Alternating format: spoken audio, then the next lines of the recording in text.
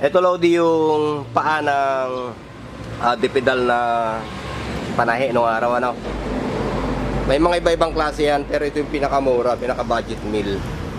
Ayan, yung isa spider daw yung tawag eh, hindi ko naman alam yun. Ayan, pero ito yung pinaka-budget. Ayan. Nasa 280 to 300 dyan pagka binili mo sa junk shop na yan. Ngayon, ang gagawin natin dito, gagawin lang siyang lamesa. Dahil kumpleto na siya eh. Kung nakikita nyo yung bolt dyan, ayan o. May tornilyo dyan. Sana pagka nakakuha kayo ng ganito, ay mayroon pang mga tornilyo dyan. Ayan yung tatlo na yan. Pero ang mga gamit mo lang dyan ay yung dalawa. Isa, dalawa. Tapos sa kabila din, dalawa din yan. Isa, dalawa. Ayan yung babaklasin mo para siya naman ngayon ang ilalagay mo dito. Pero ito, luluwangan mo itong butas na to. Ayan. Ito rin, luluwangan mo rin yan para pumasok. Nasa 3.8 or 5.16 ata yung sukat niyan. Pero depende kahit anong luwang na. Basta importante magkasya at mahawakan niya yung pinakalamesa niya. Ito. Yan din. Dito rin. May butas yan eh. Yan. Hindi lang may focus ng konti. O bahagya. Ayusin natin yung focus niya. Manual focus. Tapos yun. Yan. Ito. Tsaka ito din. Meron dito.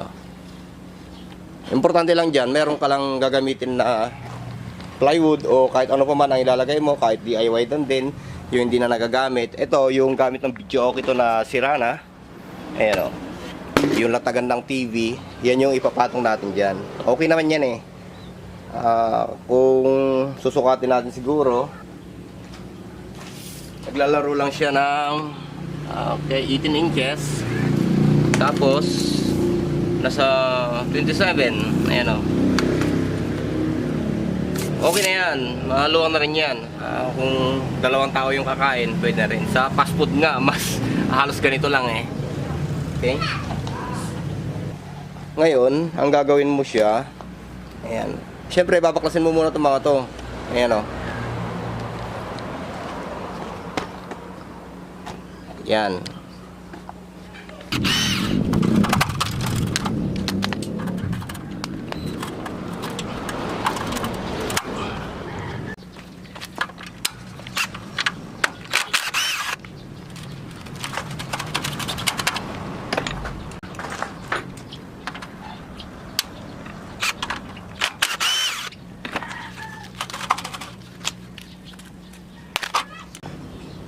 Bali ito na yung apat na tornilyo niya Lodi. Magagamit natin to. Ayan. Ito yung lamesa na napakasimpleng gawin Lodi. Ala ka nang poproblemahin pero may tibay din. Ayan. Ngayon ang sumunod, bali ilalapat na natin itong kanyang gagamitin na to. Sukatin mo lang yan, yung dulo nito. Ayan, kahit di mo nagamitan ng metro, dulo-dulo, tansyahan na lang, kayang-kaya na yan.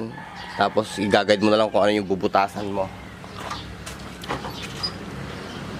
Ang pagsukat sa akin ganito lang eh. Ayan. Kamay dito. Okay. Kamay dito. Dito rin. Dito. Tapos dito. Rin. Ayan, halos sakto na siya, nakalapat na.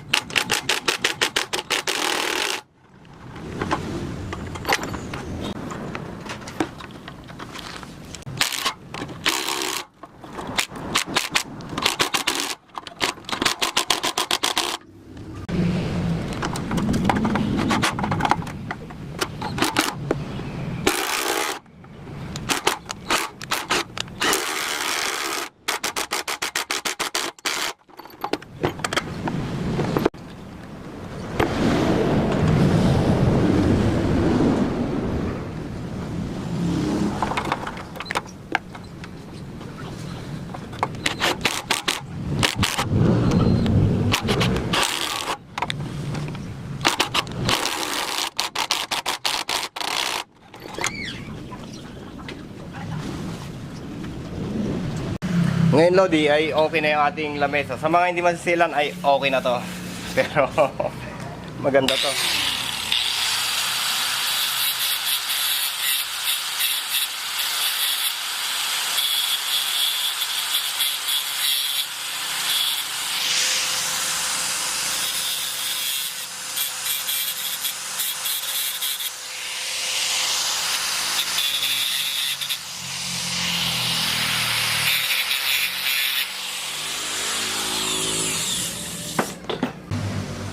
Bali, ganun lang ka simple Lodi yung paggawa dito sa ating lamesa, no? Ayan o.